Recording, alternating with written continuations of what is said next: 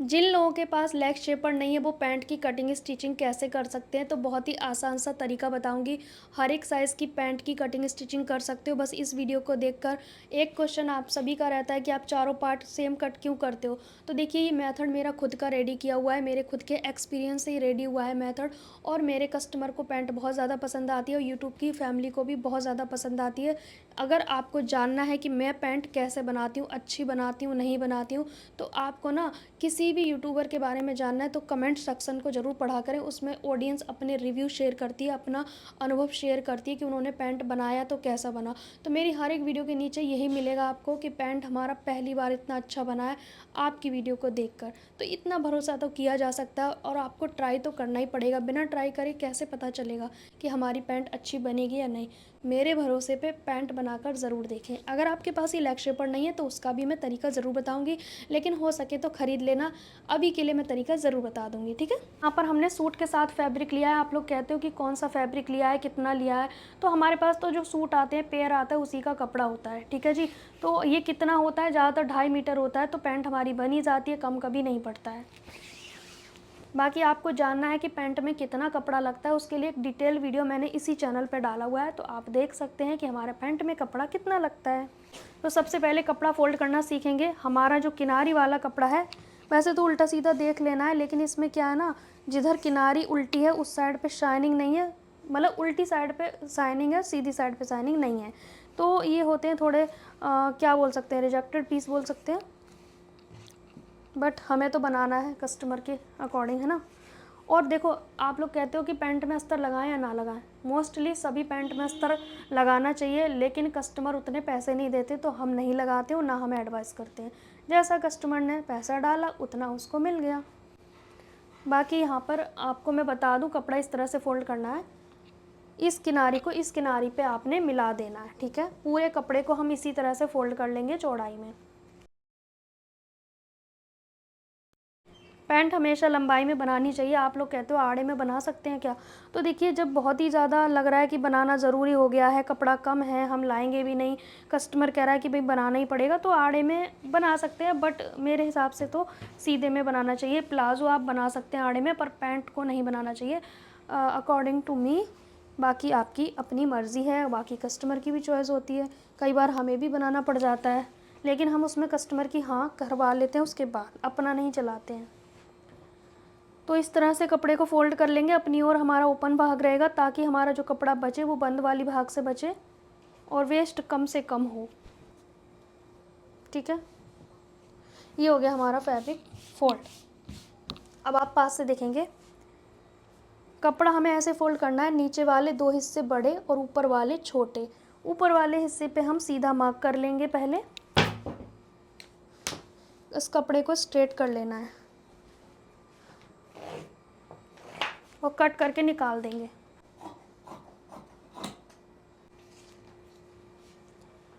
ऊपर वाले पार्ट पर हमें 2.5 इंच लेना है इलास्टिक का फोल्ड मार्जिन, बिकॉज मैं फुल इलास्टिक का बना रही हूँ पैंट, ठीक है। आप अगर बेल्ट वाला बना रहे हैं तो आप माइनस करके लोगे, क्योंकि हम बेल्ट अलग से लगाते हैं तब, ठीक है।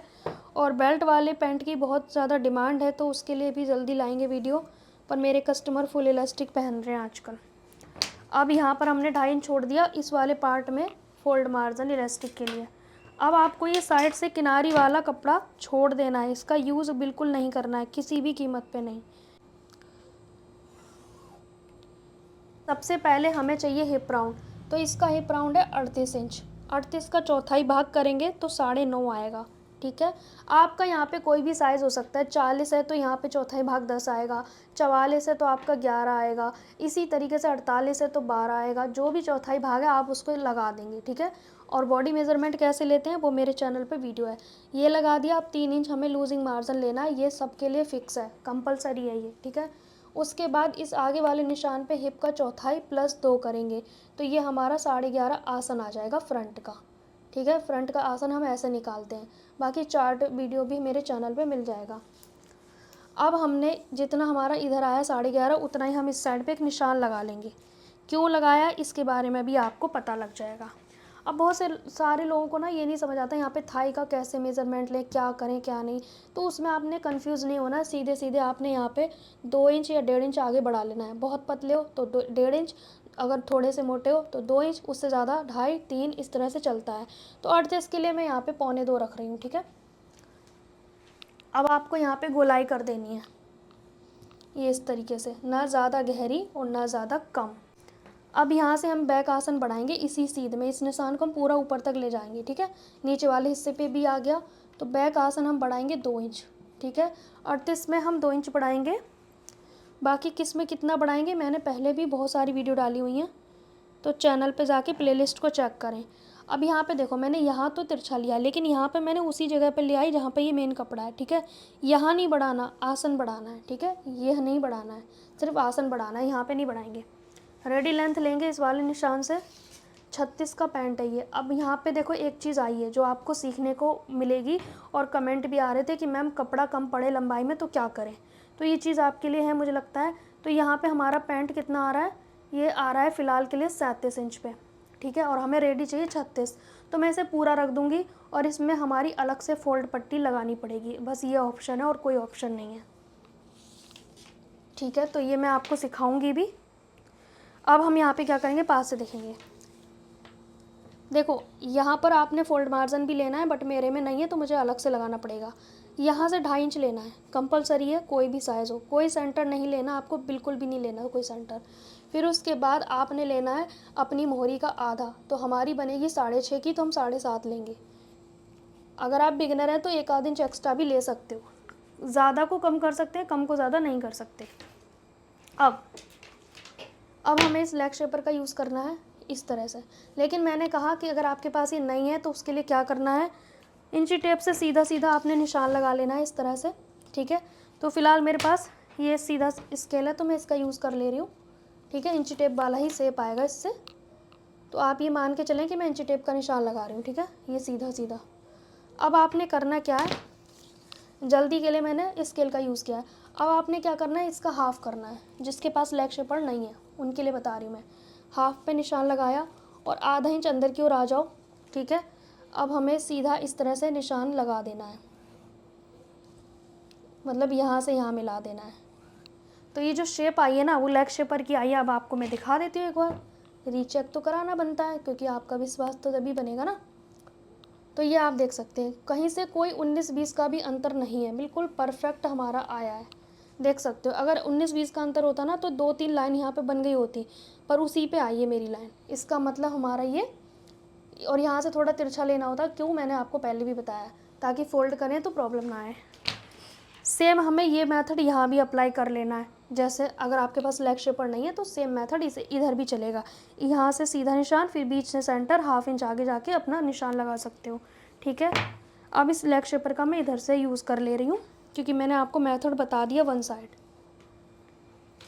अब यहाँ पे इस साइड पे हम झुका हुआ हिस्सा यूज़ करेंगे पैंट उसका, स्केल का।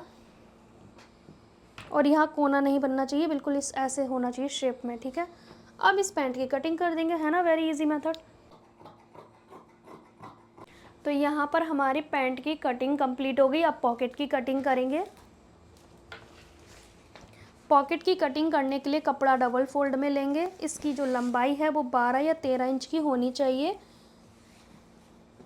हमारा कपड़ा अपनी ओर बंद साइड लेंगे। ऊपर की पॉकेट की चौड़ाई 6.5 इंच की लेंगे, ठीक है जी।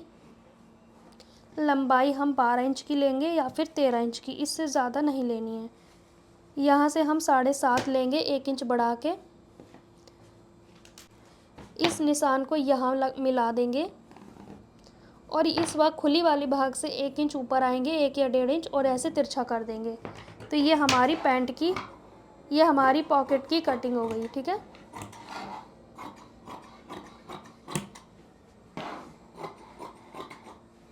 तो इस तरह से हम अपनी पॉकेट की कटिंग कर सकते हैं बहुत ही इजी मेथड से।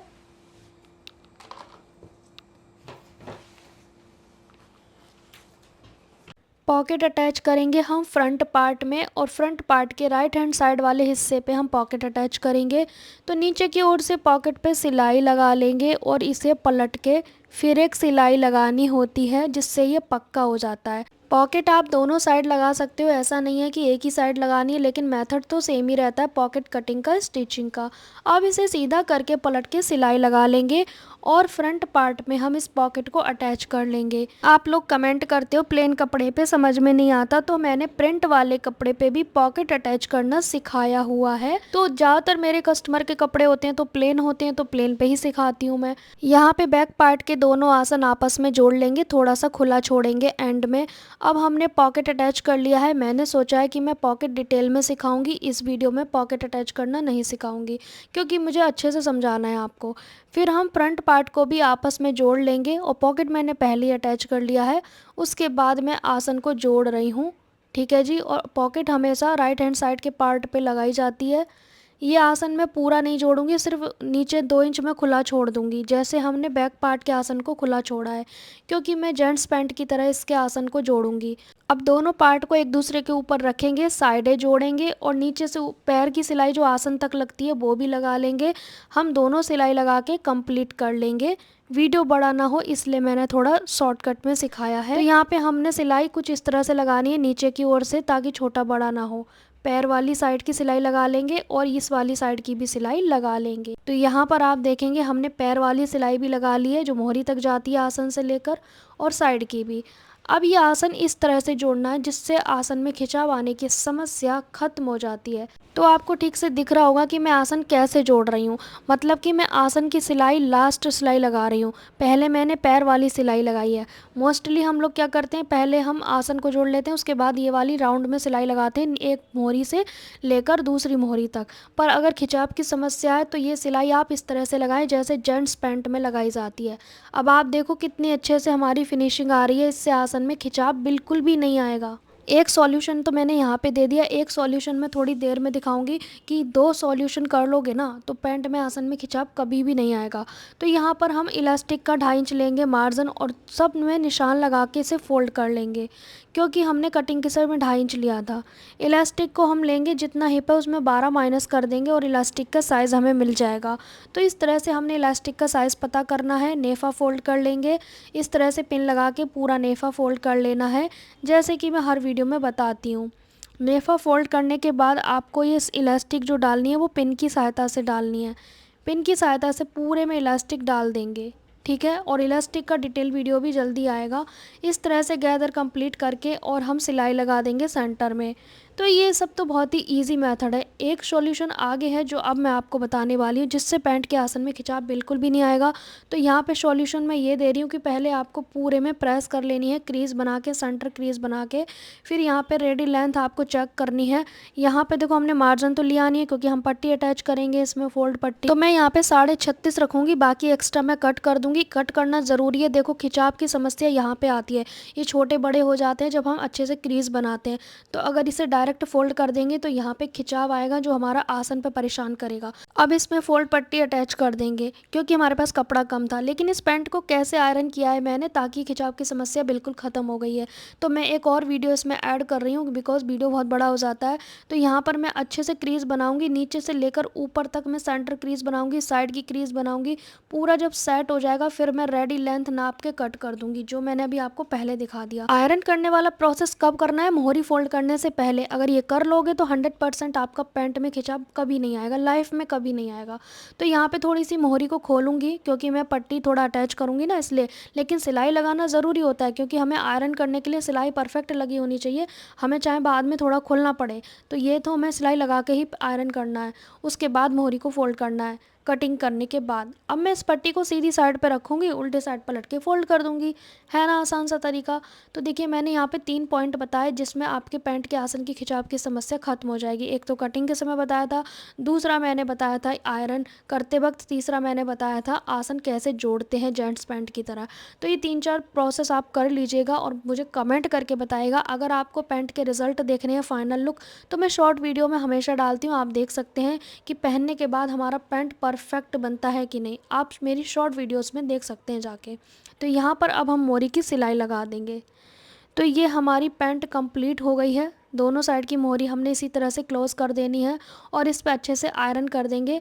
पर मैं अभी आयरन नहीं करूँगी क्योंकि मुझे कस्टमर को देना है, तभी मैं करूँगी 1-2 दिन बाद जब कस्टमर लेने आएंगे तभी मैं इस पे आयरन करूँगी। तो देख सकते हैं कितनी अच्छी हमारी पैंट की कटिंग स्टिचिंग कंप्लीट हुई है। कोई भी डाउट है तो आप मुझे कमेंट बॉक्स में पूछ सकते हैं।